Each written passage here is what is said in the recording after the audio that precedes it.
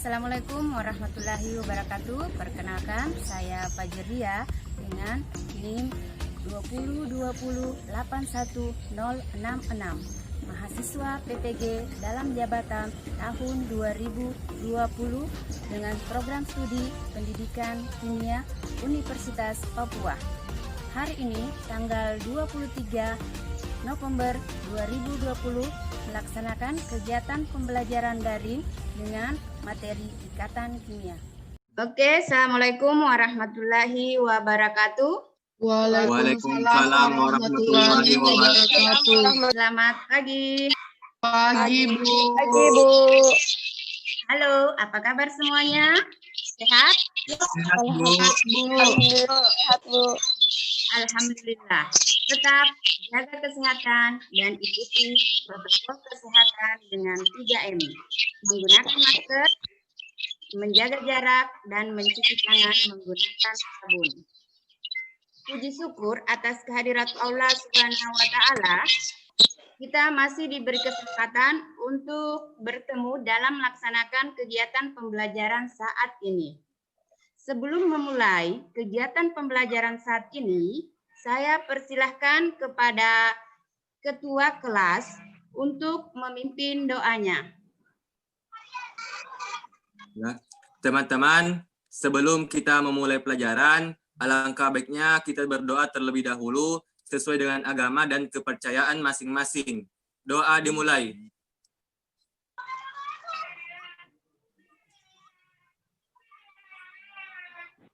Doa selesai. Jadi jangan lupa kalian isi absennya di Google Classroom seperti ini yang sudah saya bagikan ya.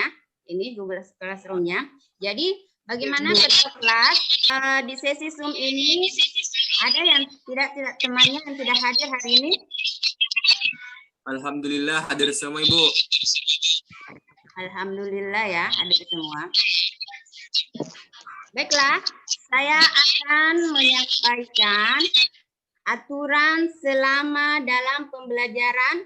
Sebenarnya sama dengan yang kemarin kita lakukan, yaitu pembelajaran daring. Jadi selama kegiatan ini, yang pertama aturannya yaitu video harus dibuka supaya Ibu tahu sedang apa kalian lakukan di sana.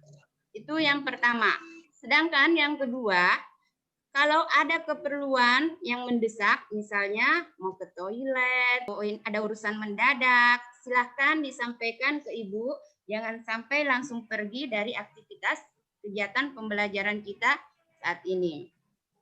Ya, selanjutnya Ibu mau bertanya, apa suara dan gambar Ibu jelas? Jelas, Bu. Jelas, Bu. Ya, jelas ya. Selanjutnya saya akan perlihatkan ini. Jika kamu tak sanggup menahan lelahnya belajar, maka kamu harus menahan perihnya kebodohan. Maka selalu berpikir positiflah, asiknya belajar kimia. Baiklah anak-anak, sebelum kita lanjut, Ibu mau memperlihatkan gambar dulu. Kalian lihat gambar ini? Lihat, Bu. Lihat, Bu. Ya. Pernah nggak sih kalian makan makanan berlemak dan berminyak? Pernah. Ya, pasti habis makan akan cuci tangan kan? Iya, Bu. Cuci tangannya yang bersih itu yang mana? Yang pakai sabun, ini ada yang pakai sabun, ada yang tidak pakai sabun. Yang pakai sabun, Bu. Yang pakai sabun, Bu. Yang pakai sabun. Sabun. Kenapa mencuci tangan dengan sabun itu bisa membuat tangan kita bersih? Karena sabun dan kotoran memiliki sifat yang berbeda. Betul sekali. Jadi ternyata bukan hanya kita manusia yang memiliki rasa suka dan tidak suka. Senyawa juga demikian. Oke, pada saat mencuci tangan dengan tidak menggunakan sabun, air dan minyak itu, ini atau lemak ini tidak menyatu karena memiliki perbedaan sifat, yaitu polar dan non-polar. Di mana bagian ekor dari sabun itu merupakan bersifat non-polar. ini berfungsi untuk mengikat kotoran. Sedangkan bagian kepala dari sabun itu bersifat polar yang berfungsi untuk melepaskan kotoran. Jadi pada pelajaran sebelumnya, anak-anak sekalian dapat mengetahui bahwa atom dapat bergabung membentuk molekul atau ion. Baiklah, masih ada yang ingat materi pembelajaran kita kemarin tentang apa? Ikatan ion dan ikatan kovalen. Ikatan ion dan ikatan kovalen. Kovalen. Ada yang tahu apa itu ikatan ion dan ikatan kovalen? Ikatan ionik adalah ikatan yang terjadi karena adanya serah terima elektron sehingga membentuk ion positif dan ion negatif yang tata elektronnya sama dengan gas mulia.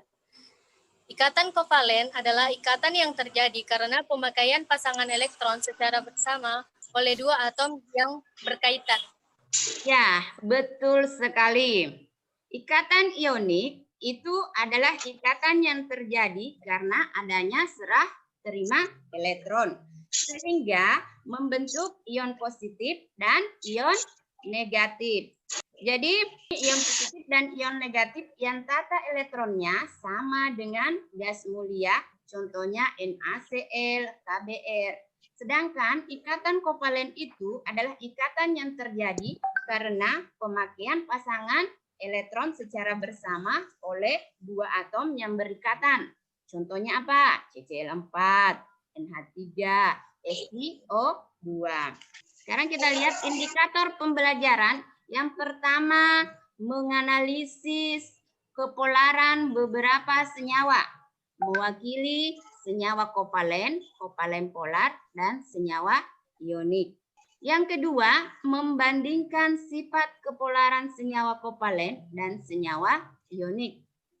Sedangkan indikator pembelajaran yang ketiga, yaitu menganalisis proses pembentukan ikatan logam. Jadi, inilah indikator pembelajaran yang akan kita pelajari. Sedangkan tujuan pembelajaran yang pertama itu melalui pemberian data peserta didik dapat menganalisis kepolaran beberapa senyawa.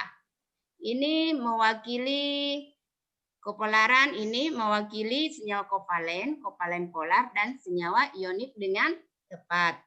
Selanjutnya, tujuan pembelajaran yang kedua, melalui pemberian contoh, peserta didik dapat membandingkan sifat kepolaran senyawa kovalen, senyawa ionik dengan benar. Selanjutnya, yang ketiga, tujuan pembelajaran yang akan kita lakukan melalui pemberian data, peserta didik dapat menganalisis proses perbentukan ikatan logam dengan tepat. Ya, ini adalah tujuan pembelajaran yang akan kita pelajari. Selanjutnya, adapun kompetensi dasar. Kompetensi dasar yang akan kita pelajari yaitu yang akan dicapai membandingkan ikatan ion, ikatan kovalen koordinasi, dan ikatan kovalen dengan sifat zatnya. Yang kedua, ini yang keduanya, merancang dan melakukan percobaan menunjukkan karakteristik senyawa ion, senyawa kovalen berdasarkan beberapa sifat fisikanya. Jadi ini adalah kompetensi dasar yang akan kita capai. Selanjutnya kita lihat, ini garis besar kegiatan pembelajaran, yaitu langkah pembelajarannya. Kemarin sudah saya bagi ya, berapa kelompok? 3. Ya, 3 kelompok ya. Saya akan menjelaskan secara singkat, kemudian kalian mengamati video, setelah itu kalian mengidentifikasi hal-hal yang belum kalian pahami. Kemudian bergabung dengan teman kelompoknya. Jadi kalian akan bergabung dengan teman kelompoknya untuk mengerjakan, berdiskusi mengerjakan LKPD. Jadi nanti kalian berdiskusi ya, dan mempresentasikan hasil kerja kelompok kalian. Selanjutnya, Ibu telah membagikan link pretest. Sebentar kita ini akan melakukan pretest. Linknya sudah Ibu bagikan di Google Classroom. Ini linknya. Ya. Ibu. Jadi soalnya nanti akan seperti ini. Yang pertama, apa perbedaan senyawa kovalen polar dan non-polar? Itu untuk yang pertama, soal untuk pretestnya. Yang kedua, mengapa senyawa kovalen polar dapat menghantarkan listrik, sedangkan senyawa kovalen nonpolar tidak dapat menghantarkan arus listrik.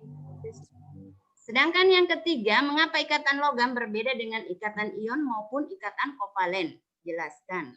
Jadi itu nanti yang akan kalian lakukan pada saat pretest nanti. Ya, sebenarnya saya mau bertanya, apa sih gunanya melakukan pretest ini? Ya, untuk mengetahui kemampuan kalian sebelum melaksanakan kegiatan pembelajaran.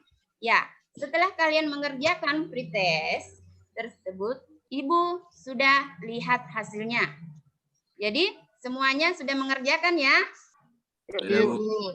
Ya, kira-kira hasilnya bagaimana ya? Tidak memuaskan, Ibu. Tidak tuntas. Hancur dan malu-maluin.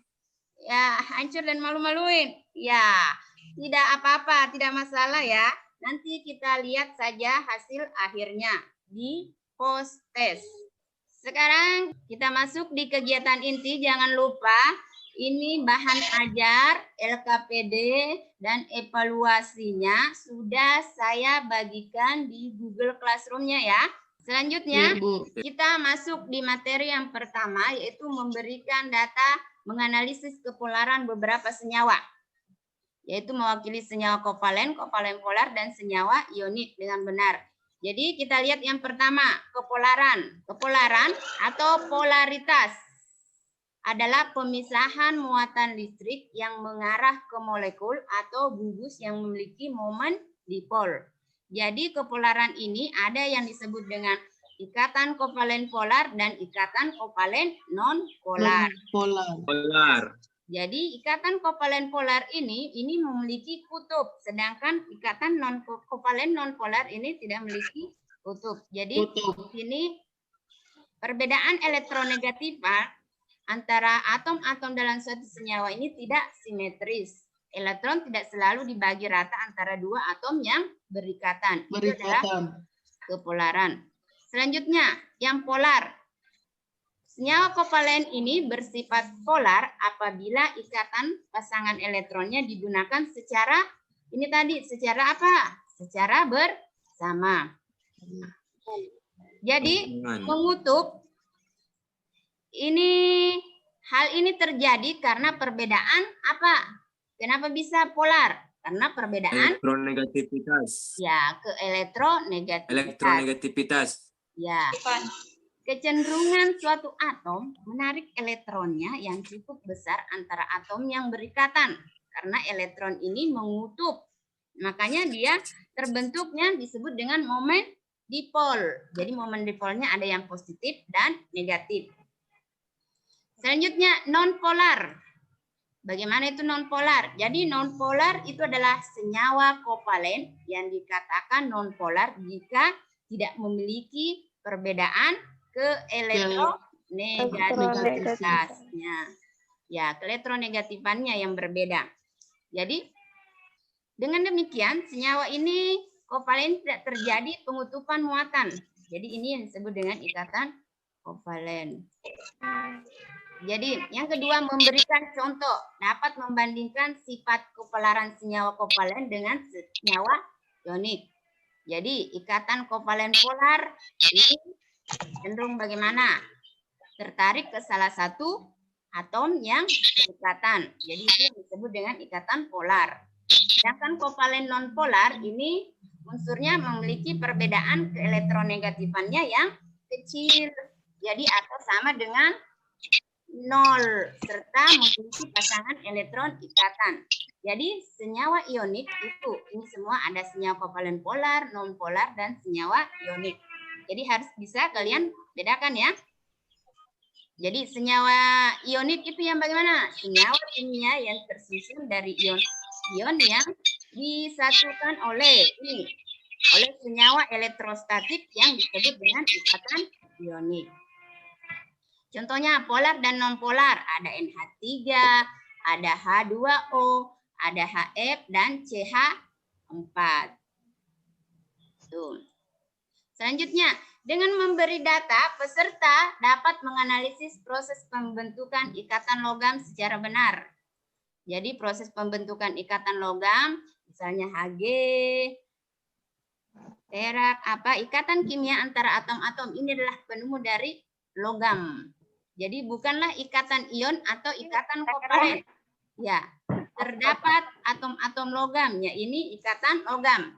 Jadi salah satu teori yang menjelaskan tentang ikatan logam adalah teori lautan elektron yang ditemukan oleh Drude dan Lorentz. Berarti inilah Drude dan Lorentz. Selanjutnya ini ada tugas, nanti itu yang kalian kerjakan ya. Jangan lupa diskusinya terdapat juga di modulnya ya, modul kalian. Jadi silakan amati video ini. Terlihat videonya? Belum, Bu. Belum ya? Oke, kalau begitu saya ulang.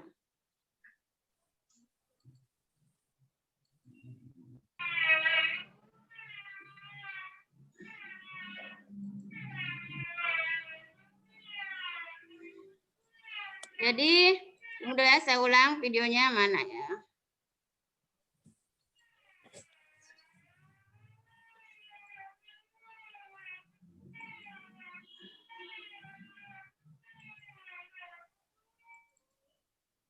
Kalau ini terlihat? Terlihat, Bu. Lihat, Bu. Oke, tunggu videonya ya, saya ini kan. Jadi silakan diamati videonya. Berikut.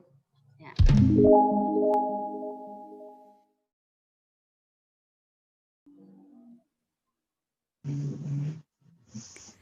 Dalam molekul seperti H2, O2, dan N2, kedua inti atom saling menarik pasangan elektron dengan ikatan sama besar karena keelektronegatifan setiap atomnya sama. Nah, pertanyaannya, apa yang akan terjadi jika atom-atom yang keelektronegatifan berbeda saling berikatan? Contohnya senyawa HCl.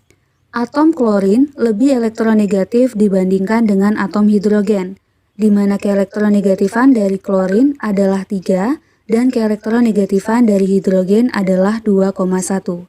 Nah, data keelektronegatifan ini dapat kita lihat pada tabel SPU.